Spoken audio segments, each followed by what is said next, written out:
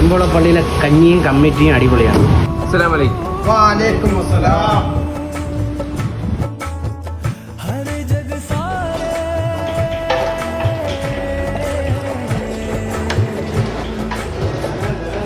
ഇറച്ചി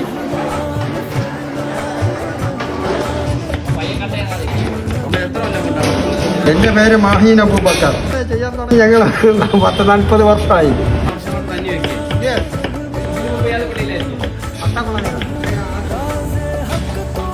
കഞ്ഞിക്ക് സൈഡ് എന്താണ്? കഞ്ഞിക്ക് side beef തന്നെ. സാധാരണ പയറാണ്. ഇന്ന് ബീഫ് ഉള്ളതുകൊണ്ട് കഞ്ഞിയെ പറ്റി എന്താണ് അഭിപ്രായം?